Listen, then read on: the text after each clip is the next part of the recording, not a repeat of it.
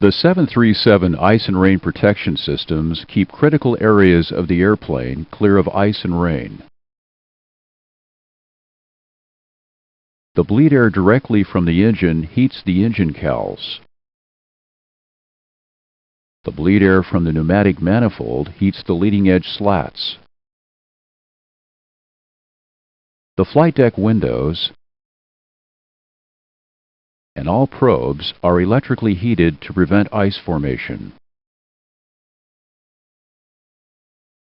The windshield wipers maintain clear areas on the windshield during takeoff, approach, and landing.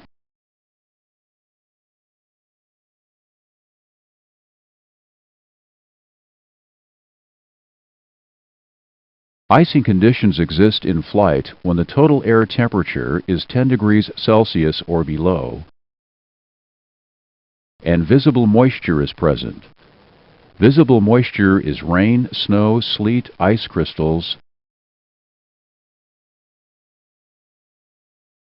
or clouds and fog with less than 1 mile visibility.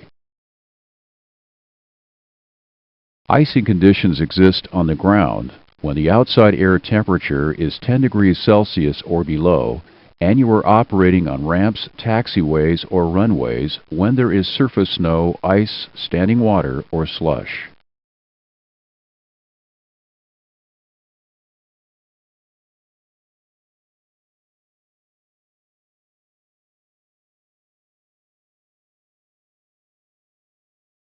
You control engine anti-ice from the flight deck by engine anti-ice switches on the forward overhead panel.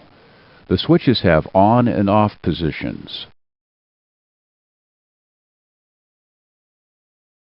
The on position opens the engine cowl anti-ice valve and engine bleed air goes to the cowl lip. Turn on engine number 1 anti-ice and look at the cowl valve open light. The cowl valve open light shows the position of the engine cowl anti-ice valve. The light is extinguished when the valve is closed. The light is bright when the valve is in transit or there is a disagreement between the valve and switch position.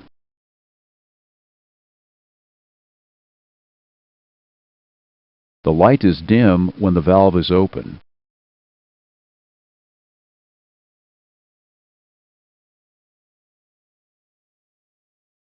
Turn on engine number 2 anti-ice. Look at the engine cowl anti-ice valve and the cowl valve open light.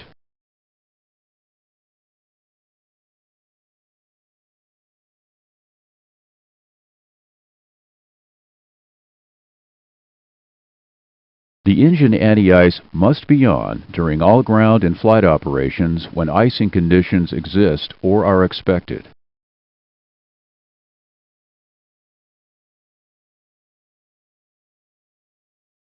Do not rely on visual cues before you turn on engine anti-ice. Use the temperature and visible moisture criteria. When engine anti-ice is required, turn on the engine anti-ice.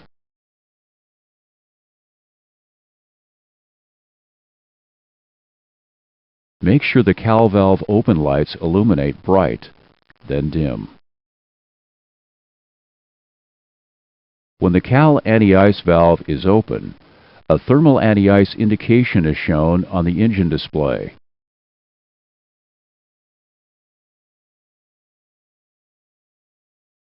When the engine anti-ice is no longer necessary, turn off the engine anti-ice.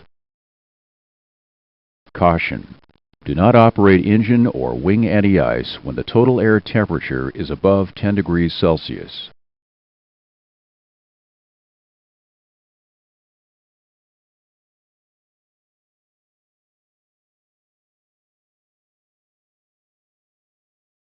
Let's now look at some non-normal conditions with the number 2 engine.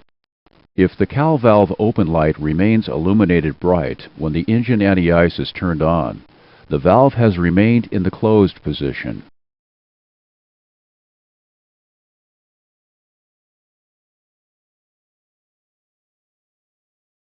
Icing conditions should be avoided.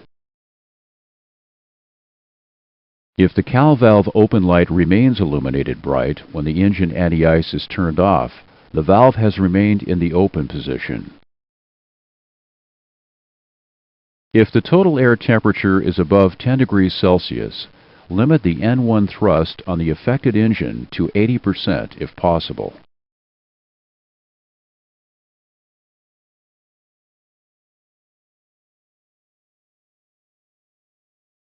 The cowl anti-ice light illuminates if the pressure in the duct leading to the cowl lip is greater than the limits. The master caution and anti-ice system annunciator lights also illuminate. Reset the master caution system.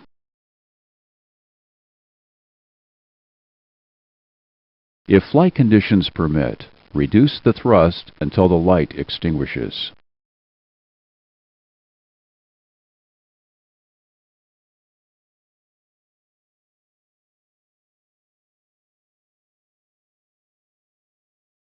You control wing anti-ice from the flight deck by a single wing anti-ice switch on the forward overhead panel. The switch has an on and off position. There is no anti-ice protection for the outer slats or the leading edge flaps.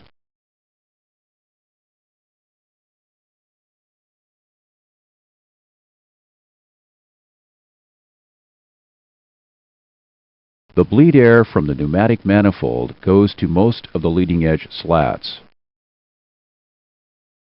The wing anti-ice valve open lights indicates the position of the wing anti-ice valve. The lights are extinguished when the valves are closed. Now turn on the wing anti-ice.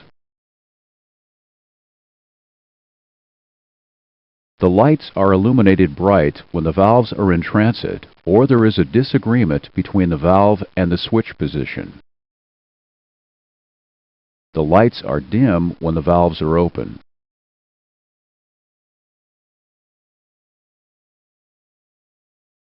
Let's first look at ground operations.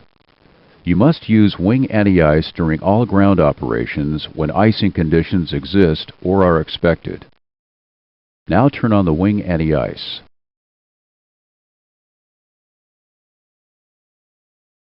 Make sure the valve open lights illuminate bright, then dim. On the ground, wing anti-ice prevents the formation of frost and ice accumulation on the leading edge slats. Warning: the use of wing anti-ice on the ground is intended to complement and not replace ground de-icing, anti-icing, and inspection procedures.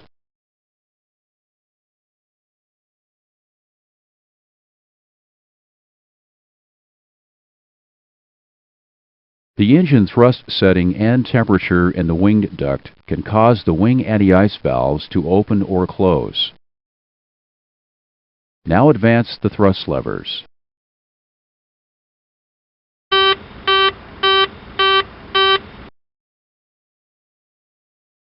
Both valves close when the thrust on either engine is more than the takeoff warning setting. Now retard the thrust levers.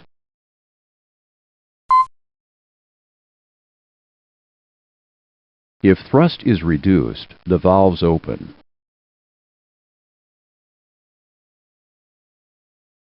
Both valves close if either temperature probe senses an over-temperature inside the wing duct. If both probes sense a cooler temperature, the valves open.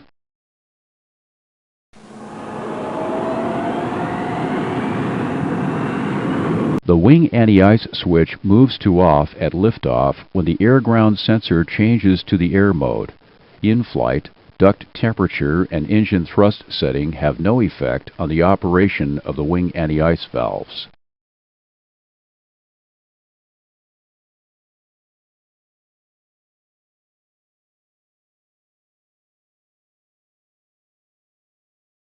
Now let's look at flight operations. There are two methods of operation for the wing anti-ice in flight. The primary method uses the anti-ice system as a de-icer. This method allows the ice to accumulate before you turn on the wing anti-ice. Now turn on the wing anti-ice and look at the wings.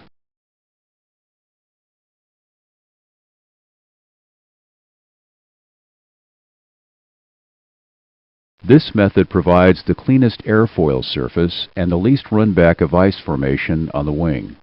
It also uses less fuel than the secondary method. The secondary method uses the wing anti-ice system continuously to prevent ice from forming. Use this method only during extended operations, such as holding patterns, in moderate or severe icing conditions. This method creates a possible runback of ice formation and uses more fuel.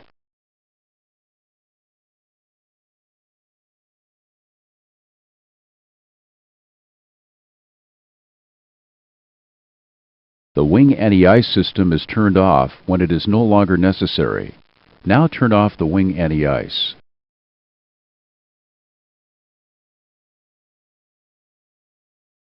Make sure the wing valve open lights extinguish. Caution: do not operate engine or wing anti-ice when the total air temperature is above 10 degrees Celsius.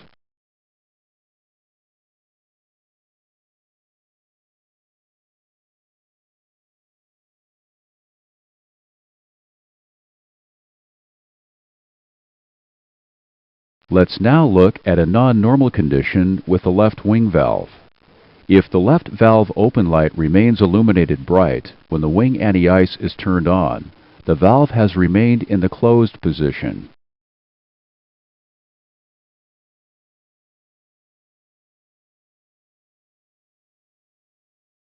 Icing conditions should be avoided. If the light remains illuminated bright when the wing anti-ice is turned off, the valve has remained in the open position. Bleed air must be controlled with the isolation valve switch and the engine number 1 bleed switch.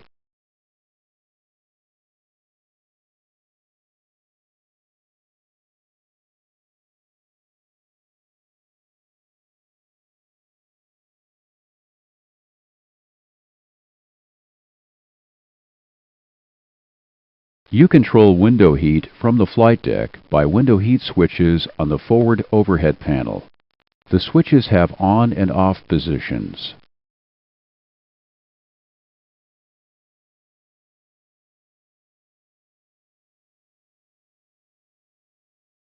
Windows number 1, 2, 3, 4, and 5 are electrically heated.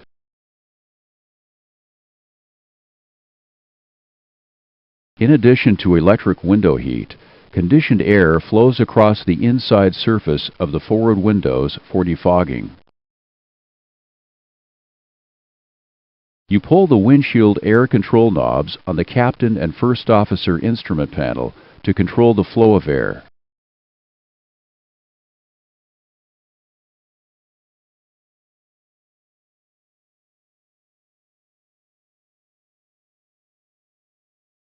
Window heat is turned on during pre-flight. For purpose of instruction, only the right window heat system is discussed. Now turn on the right forward window heat.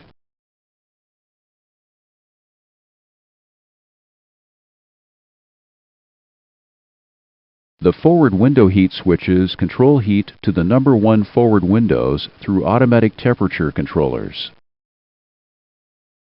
Next, turn on the right side window heat.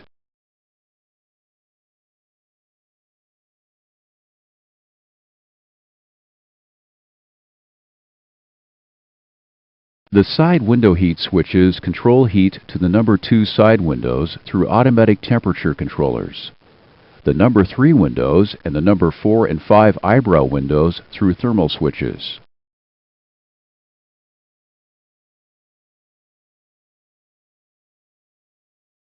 The temperature controllers heat and maintain windows number 1 and 2 at the correct operating temperature.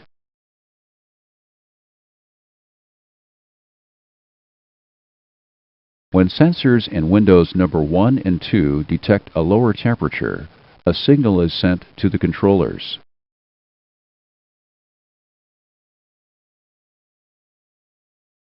The controllers apply electrical power to heat the windows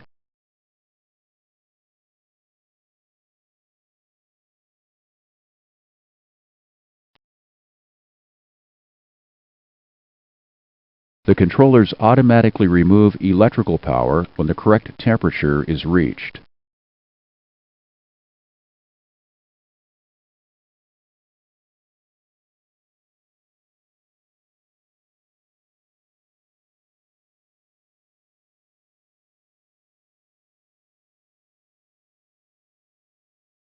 All window heat should be on at least 10 minutes before takeoff and should remain on during the flight. This makes sure the windows are at maximum strength in case of a bird impact.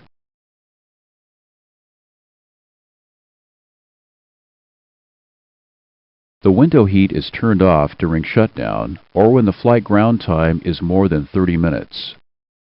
Now turn off the window heat to complete the shutdown.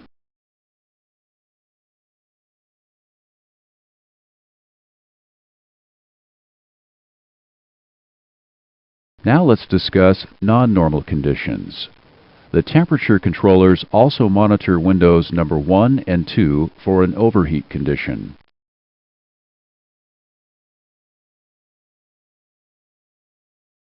If a window overheats, the overheat light, the amber off light, both master caution and anti-ice system annunciator lights illuminate. Reset the master caution system.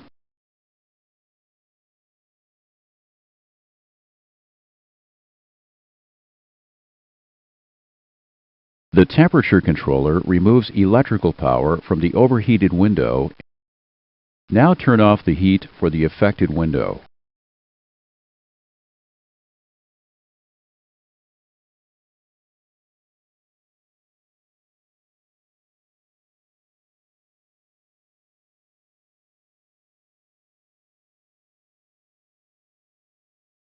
The overheat light extinguishes and the monitor system is reset.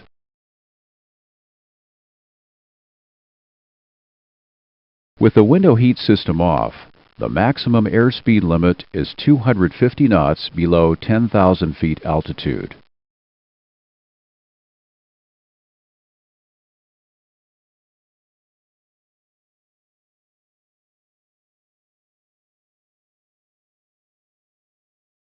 The window heat test makes sure the overheat and power functions of the window heat system are operating correctly. First, do the overheat test. With the window heat switches in the on position, put the test switch to the overheat position and hold. This test simulates a window overheat condition.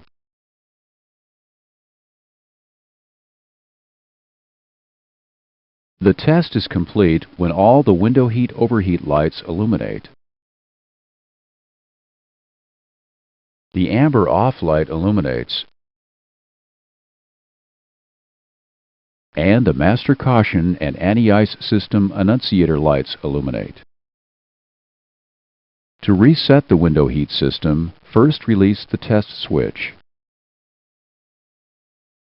Next, turn the window heat system off. Then back on.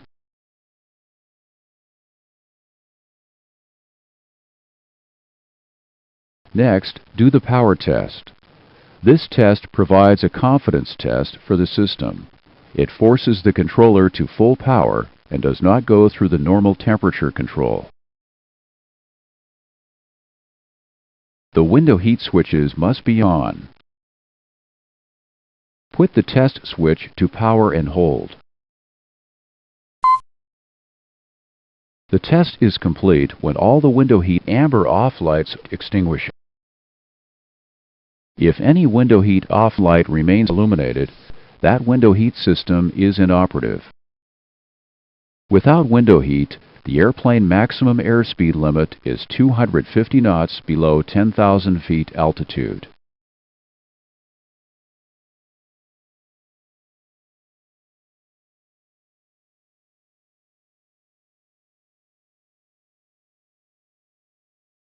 The probe system components that use electrical power to heat are the pitot probes, elevator probes, alpha vane sensors, and the total air temperature probe.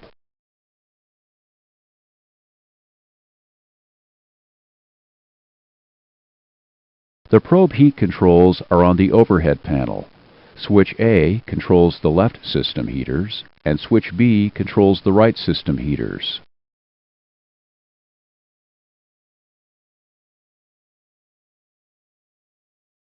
The probe heat system is turned on after engine start and turned off during taxi-in. Now turn on the probe heat.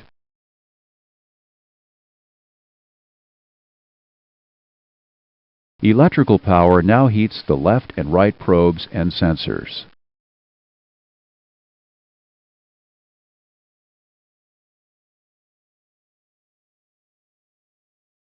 The illumination of a probe heater light shows that its component is not heated. The master caution and anti-ice annunciator lights also illuminate. Reset the master caution system.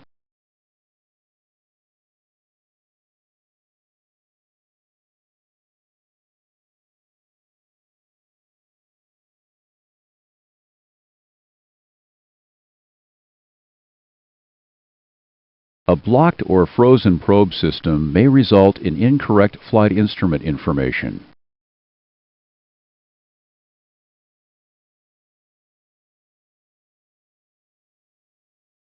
You should avoid icing conditions if there is a probe heat failure.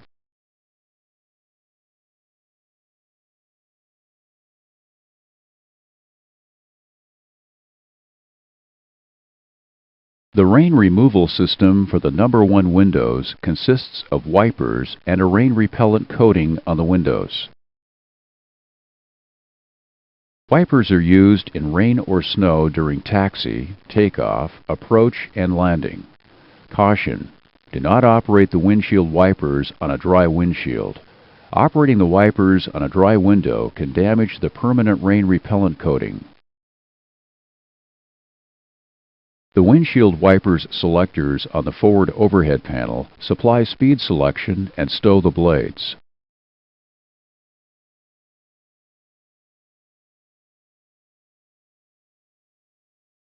A separate independently controlled system operates each wiper to ensure clear vision through one of the windows if a wiper fails.